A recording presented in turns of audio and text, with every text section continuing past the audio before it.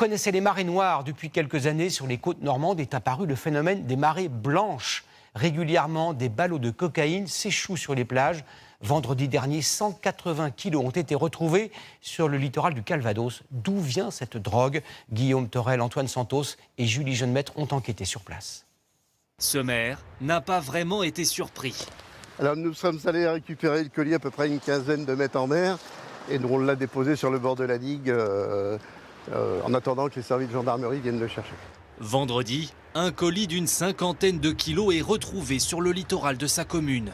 Ça reste des choses qu'on ne connaissait pas mais qu'on s'attend à trouver un jour ou l'autre. C'était tellement bien emballé dans du plastique que on en regardait un peu de plus près, mais quand c'était bien compressé à l'intérieur, on se doutait bien que c'était des choses qui n'étaient pas habituelles.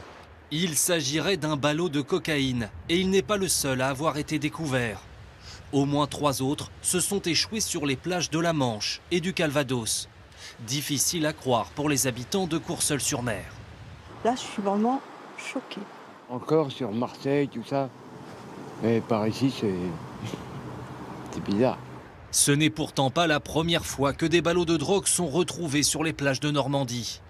En 2023, d'autres communes de la région avaient fait les mêmes découvertes. 1 an et demi plus tard, le maire de Réville est désormais prêt à ce que cela se reproduise. Ça a fait prendre conscience tout simplement à toute la population de Réville et des environs du phénomène. Et maintenant, quand on a un vent d'Est, comme nous avons eu ces derniers jours, un fort vent d'Est, on pense qu'il y a une probabilité que ça arrive sur nos côtes. Depuis 5 ans, le trafic de drogue par voie maritime s'est développé.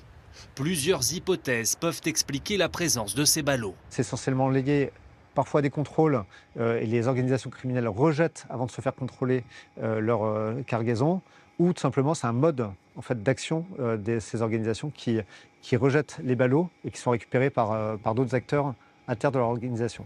En 2023, la Marine nationale a intercepté plus de 33 tonnes de stupéfiants.